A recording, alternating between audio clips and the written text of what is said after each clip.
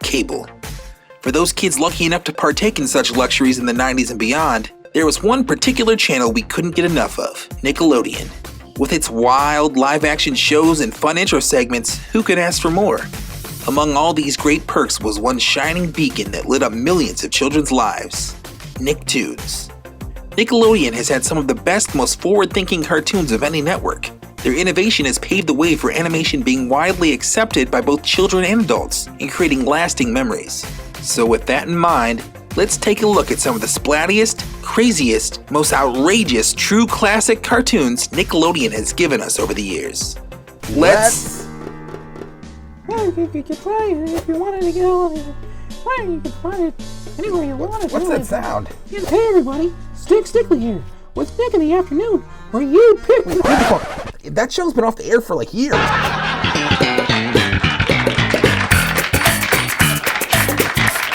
Hey, wait, what do you mean? Yeah, I mean, the show's been off the air for years. Really? Yeah, really. No. Yes, it has. You gotta be joshing me, no! Yes, it has. And I can tell you one thing, you're not Stickley. I am Stickley. Your voice doesn't sound like him, and your nose is kind of like an odd color. It's like kind of speckled. You're not Stickley. I am. No, you're not. Am too. Are not. Am too. Are not. Oh yeah, okay, you caught me.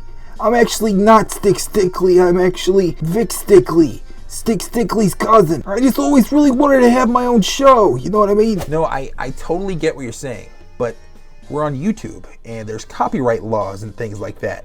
Vic Stickley. Oh, gee. I always just wanted to be a star and have my own show like my cousin Stick. Okay, I get it. I get what you're saying. How about you help me out with the countdown, and we'll see where it goes from there, okay? Do you mean it? Yeah, why not? Oh, that'd be great. All right, so I'm going to get back to the countdown, and you can help me announce the cartoons, okay? Oh man, that'd be wicked awesome. All right. Let's go. This is the top 10 greatest Nicktoons of all time. Number 10, The Angry Beavers. A title that just barely made it on the list, but this is one of the most clever, mature titles to ever air on Nick, so it deserves some recognition. The show had tons of intelligent dialogue and pop culture references that made it truly ahead of its time. Angry Beavers is an often forgotten diamond in the rough among the more classically recognized Nicktoons. Number 9, Cat Dog. What if a cat and a dog were joined together like Siamese twins to make one animal?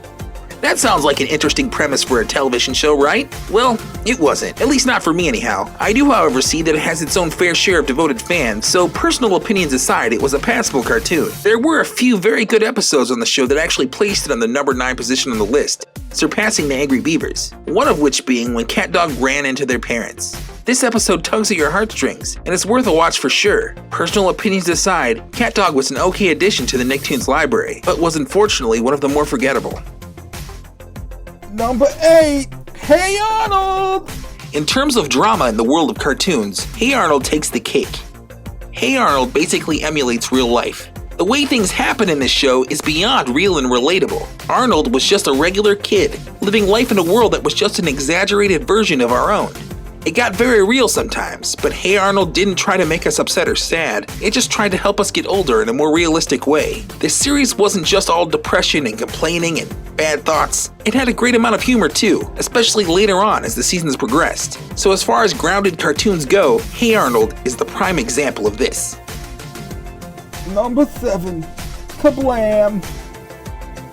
For the young comic book fan, cableಂ had its special appeal. It had a ton of different animation styles, humor, and fun. But while the sketch series had a couple of unique regular sketches, like Action League Now and Prometheus and Bob, it was pretty apparent why most members of the show's cast never earned their own television series or spin-off show, especially that Stinky Diver or Milkman. He was gross too, but cableಂ had such a different, unique format compared to most other shows at the time that it couldn't be left off this list. Number 6, Real monsters! Real monsters!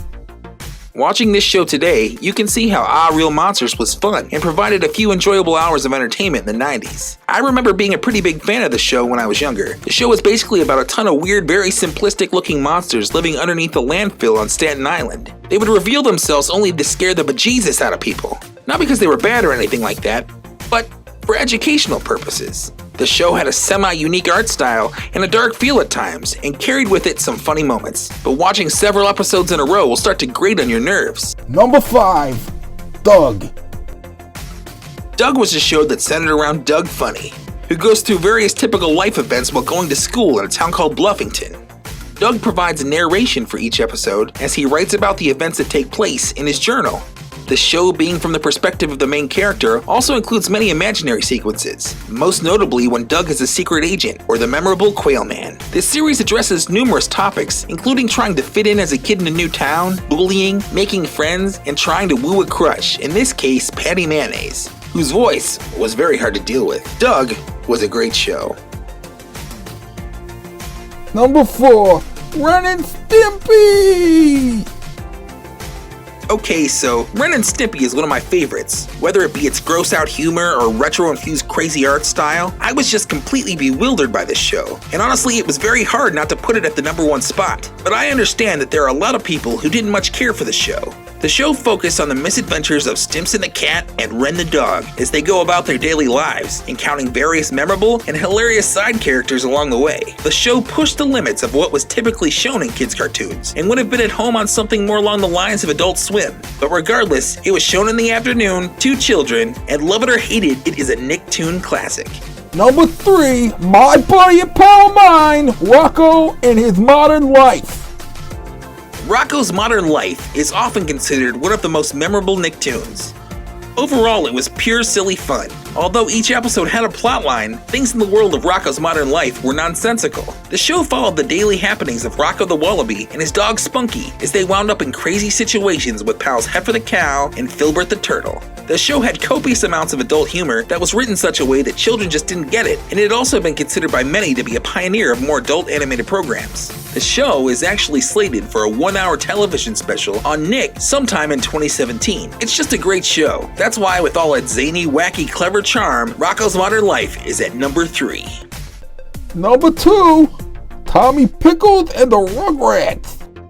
Rugrats is considered by many to be the best, most successful Nicktoon of all time. Others give that title to the cartoon at number 1, but no one can deny the massive footprint that this show has left on Nickelodeon's legacy. The show amassed 172 episodes over the course of 9 seasons, and was making new episodes for 13 years. Rugrats also had 3 feature-length movies and a couple spin-off shows to expand the franchise. The show had insanely creative animation and character design, and an odd but very fitting soundtrack by Mark Mothersbaugh from Devo. Sadly, the show came to an end, but there are talks of bringing it back in some form soon. This show would be at the number 1 spot if it weren't for one small yellow problem.